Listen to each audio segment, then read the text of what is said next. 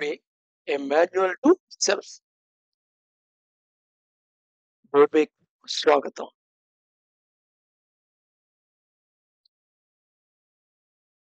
పరమ సత్యం. The absolute అంటే ద అల్టిమేట్ ట్రూత్ అన్నమాట. Who knows about that? ఈ అల్టిమేట్ ట్రూత్ ఏదైతే ఉందో దాని గురించి తెలిసిన వాళ్ళు ఎవరు?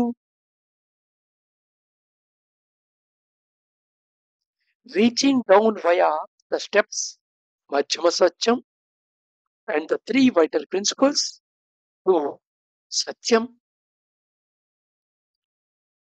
సో ఈ అబ్సల్యూట్ ఉంది అల్టిమేట్ సత్యం. మనం జీరోతో పోల్చాం లేదా ఇన్ఫినిటీతో పోల్చాం. అక్కడే మనం ఆ మాట కూడా చెప్పాం. ఏమని చెప్పాం? జీరోని అప్రోచ్ అవ్వడానికి ప్రయత్నం చేయగలవు గానీ జీరోని పొందలేవు అని. అలాగే ఇన్ఫినిటీకి అప్రోచ్ అవ్వడానికి ప్రయత్నం చేయగలవు గానీ ఇన్ఫినిటీ పొందలేవని. అలాంటప్పుడు వచ్చే ఫస్ట్ డౌట్ ఏంటి? పొందలేని దాని గురించి ప్రయత్నం ఏమిటి అని. ఇక్కడ అర్థం చేసుకోవాల్సిన విషయం ఏంటంటే అప్రోచ్ అవుతూ ఉంటే అంటే టువర్డ్స్ జీరో అప్రోచ్ అవుతుంటే లేదా ఇన్ఫినిటీని అప్రోచ్ అవుతూ ఉంటే నువ్వు దాని స్వరూప స్వభావాలు అర్థం చేసుకోగలుగుతావు. నిజానికి 0 + 0 జీరోయే. 100 జీరోలు ఒకదానికొకటి యాడ్ చేసుకుంటూ పోతే వచ్చేది కూడా జీరోయే. బట్ అబ్సల్యూట్ అనేది అలా ఐడియల్ జీరో కాదు. ఏమీ లేదు అనే దానికి అర్థం లేదు. ఈ ప్రపంచంలో ఏమీ లేదు అనేది లేదు. ఉన్నది సంథింగ్. బట్ ఆ సంథింగ్ ఎంత సూక్ష్మమైనదో నీ పరిమితిలో లేదు. నీ నీ పర్సీవ్ చేయటానికి నువ్వు రికగ్నైజ్ చేసే పరిధిలో లేదు. నువ్వు ఒక రేంజ్‌లో అర్థం చేసుకోవడానికి ప్రయత్నం చేస్తుంటావు. మళ్ళా నంబర్స్ మెటాఫర్‌లోకొస్తే నేను సర్టెన్ వాల్యూని మినిమమ్ అనుకుంటాను. అంతకంటే అది అస్యూమ్ చేసుకుంటాను మోస్ట్ మినిమమ్ అని.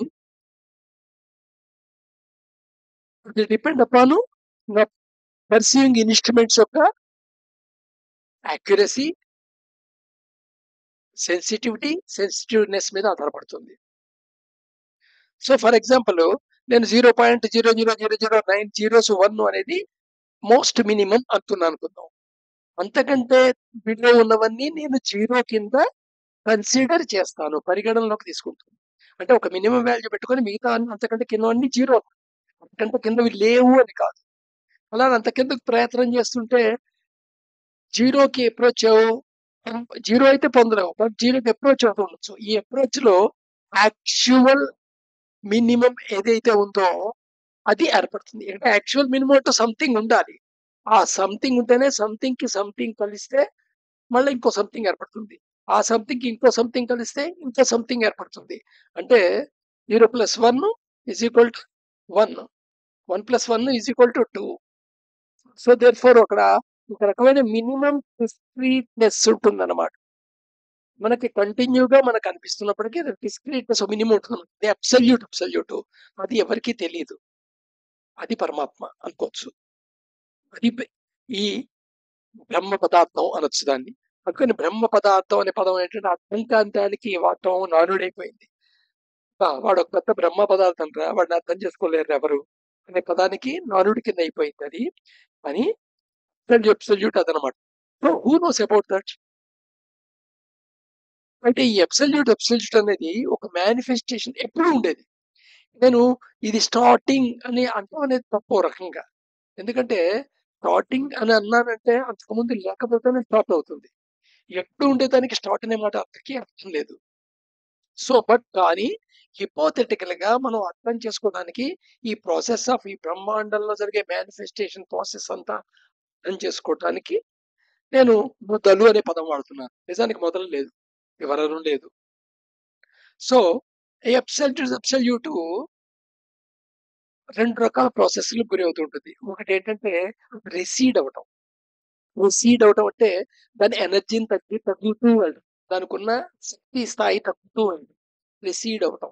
ఇంకో మన ఫిజిక్స్ లాంగ్వేజ్ లో మాట్లాడుకోవాలంటే దాని ఫ్రీక్వెన్సీ తగ్గుతూ ఉండటం. సో, ఆ ఎనర్జీ ఏదైతే ఉందో అబ్సల్యూట్ అనేది అది అది థింగే. So, smallest that one cannot cognise it. అంతే.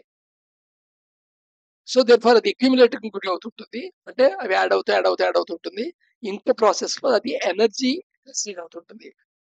మానిఫెస్టేషన్ ప్రాసెస్ అనేది ఈ రెండిటికి కాంబినేషన్. ఒక పక్కన ఏర్పడిన ప్రతీది మానిఫెస్ట్ అయిన ప్రతి సంథింగ్ రిసీట్ అవుతూ ఉంటుంది. దాని యొక్క ఫ్రీక్వెన్సీ డౌన్ అవుతూ ఉంటుంది. దాని శక్తి తగ్గుతూ ఉంటుంది. అట్ ద సేమ్ టైమ్ అవి తో కలిసి అక్యుములేట్ అవుతాయి, ఇంటిగ్రేట్ అవుతాయి అండ్ ఆర్గనైజ్ అవుతాయి. ఇంటిగ్రేట్ అవుతాయి, ఆర్గనైజ్ అవుతాయి, అక్యుములేట్ అవుతాయి. ఇలా మేనిఫెస్టేషన్ ప్రాసెస్ నడుస్తుంటుంది.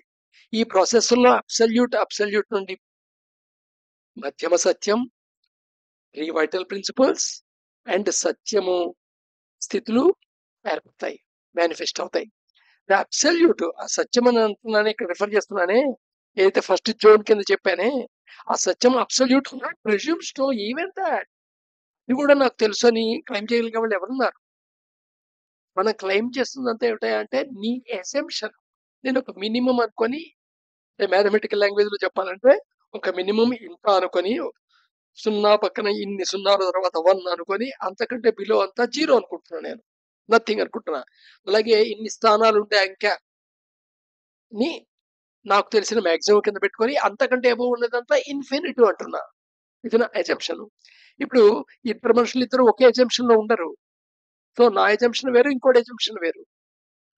నా అజంప్షన్ కరెక్ట్ అనుకుంటే ఇద్దరికీ అసలు రియాలిటీ అర్థం కాలేదన్నమాట. ఏమిటా రియాలిటీ? అసలు ట్రూత్ ఇంకా ఎక్కడో ఉంది. దాన్ని అప్రోచ్ అవుతున్న భాషలో అప్రోచ్ అవుతున్నప్పుడు నువ్వెక్కడో ఒక చోట ఆగిపోయావు. ఆగిపోయి అదే సత్యం అనుకుంటున్నావు.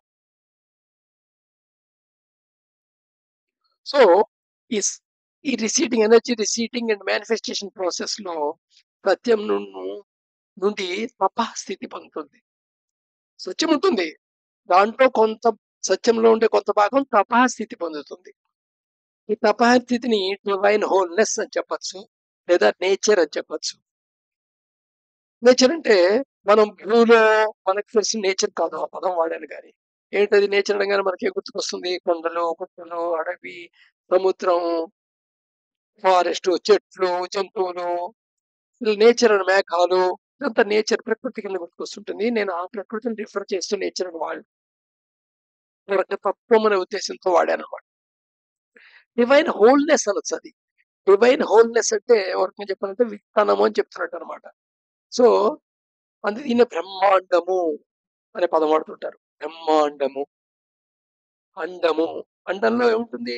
దాని నుండి వచ్చే జీవి యొక్క కంప్లీట్ స్వరూప స్వభావాలన్నీ దాంట్లో లేటెంట్‌గా లోపలుంటాయి. దాని క్యారెక్టరిస్టిక్స్ అన్నీ లోపలుంటాయి. దాని ఎంటైర్ లైఫ్ అంతా దాంట్లో ఉంటుంది. మొత్తం అంతా దాంట్లో కోడెడ్ రూపంలో రిటర్న్ అయ్యి ఉంటుంది. అండము అంటారు. సో, అలాగా బ్రహ్మాండము. ఈ బ్రహ్మాండం అంటే ఈ తపంలో ఏదైతే ఈ తప నుండి ఫ్యూచర్‌లో మేనిఫెస్టేషన్‌లో క్రియేషన్ జరుగుతుందో, దానికి కావాల్సిందంతా అక్కడుంటుంది. ఈ డివైన్ హోల్‌నెస్‌నే మనం గాయత్రితో రిఫర్ చేస్తుంటారు వేదాల్లో. సనాతన ధర్మంలో గాయత్రి అంటే అది. మీరు జాగ్రత్తగా గాయత్రిని అబ్జర్వ్ చేయండి. గాయత్రి ఐకానోగ్రఫీని పటాన్ని. దాంట్లో మీకు శివతత్వం కనబడుతుంది. విష్ణు తత్వం కనబడుతుంది. బ్రహ్మ యొక్క తత్వం కనబడుతుంది. ఓం భూర్భువస్సువః తత్సవితుర్వరేణ్యం భర్గో దేవస్య ధీమహి ధియో యో న ప్రచోదయాత్. సో, ఏదైతే ఈ బ్రహ్మాండం ఉందో డివైన్ హోల్‌నెస్ ఇది ఇది రియాలిటీ మేనిఫెస్ట్ అయింది సత్యం నుండి. కానీ దీంట్లో అంతా ఉంటుంది. ఏదైతే క్రియేట్ చేయగలదో ఫ్యూచర్‌లో అదంతా దీంట్లో నిమిడీకృతమై ఉంటుంది. లోపలే ఉంటుంది. తర్వాత జస్ట్ స్థితి జనహ అనొచ్చు. ఇది home of original celestial humanity అని చెప్పొచ్చు. హ్యుమానిటీ అంటే మన ఉద్దేశంలో అంటే మనుషుల గ్రూపు సొసైటీలో.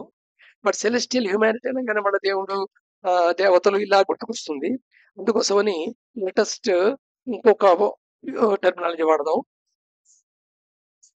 కవరియా లేదా పీటర్ షేర్ వాడే టెర్మినాలజీ. అదేంటంటే డివైన్ ఫ్రాగ్మెంట్. సెలెస్టియల్ హ్యుమానిటీని డివైన్ ఫ్రాగ్మెంట్ అని రిఫర్ చేద్దాం. దీన్ని మనం సనాతన ధర్మం లేదా వేదాల్లో సెల్ఫ్ కింద రిఫర్ చేశారు. అమ్మాయి అంటే రమణ మహర్షి ప్రశ్నకు ఆన్సర్ ఉంది కదా, అది ఈ సెల్ఫ్ అనమాట, డివైన్ ఫ్రాగ్మెంట్ అనమాట. ఈ డివైన్ హోల్నెస్ యొక్క ఉంటే అది డివైనెస్ లో భాగమే, దాని నుండి మేనిఫెస్ట్ అయింది. సో ఇది జనహ అనమాట.